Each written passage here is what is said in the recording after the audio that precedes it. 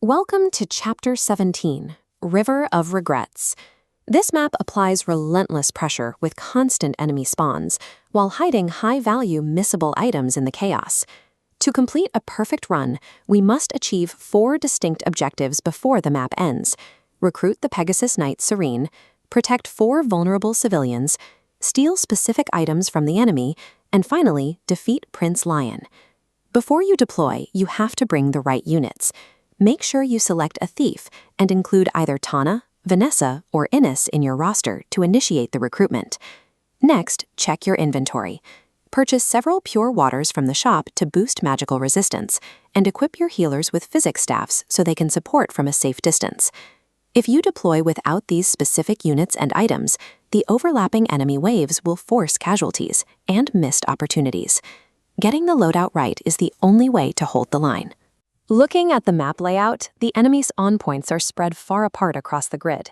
If you keep your army grouped together in one massive block, you will get outmaneuvered and overwhelmed. To control the field, divide your forces into 2 specialized teams. On the right side, deploy a squad made entirely of flying units and high-movement cavalry. This chart shows the ideal deployment paths. Drive your right-side squad straight down the eastern flank to reach the civilians quickly. Meanwhile, your left and center team will anchor your position, using high defense units, archers, and spellcasters to hold the line against the main force. By locking down the center with heavy armor and sending your mobile units down the flank, you intercept every spawn point while actively pushing toward your main objectives. Step 1 on turn 1 is addressing the immediate crisis. Deep in enemy territory, there are 4 vulnerable green civilians. If even one of these civilians takes a fatal hit, you will permanently lose access to the rare rescue staff at the end of the chapter. Send your right-side flying squad forward immediately. Position them as a physical wall to block enemy units from entering the civilian's attack range.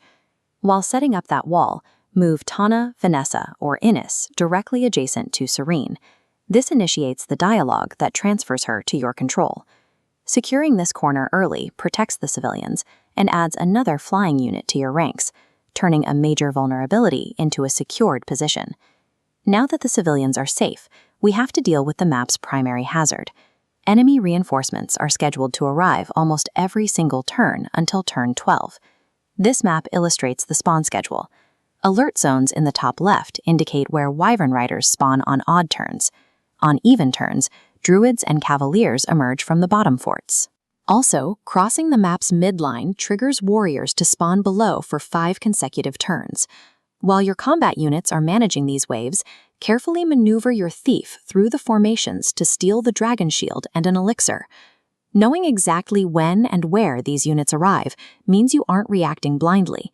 Instead, position your units to safely farm experience points from the waves as they appear. Once the reinforcements thin out, it is time to face the final obstacle. This is Prince Lion, a level 14 necromancer. He is equipped with powerful dark magic tomes, including Fenrir and Nosferatu. If you send a unit with low magical defense against him, his attacks will instantly eliminate them. This chart breaks down his durability. Lion boasts high defense and resistance, making standard strikes ineffective. To counter this, equip a spellcaster with the Luna Tome. Luna ignores the enemy's resistance stat entirely, allowing you to deal heavy damage. Before stepping into Leon's range, have your attacker consume a pure water to boost their resistance.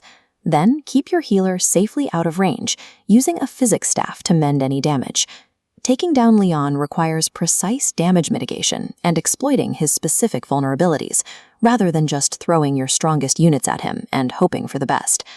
The moment you land the final blow on Leon, the map clears immediately. At the summary screen, the game checks your progress. If you successfully protected all 4 civilians, the rescue staff will be added to your inventory. You will also unconditionally receive the legendary twin weapons of Frelia, the bow Nidhogg, and the lance Vidifnir. By strictly managing your deployment, predicting the reinforcement schedule, and bringing the right tools, you turn a highly punishing chapter into a massive tactical advantage for your army.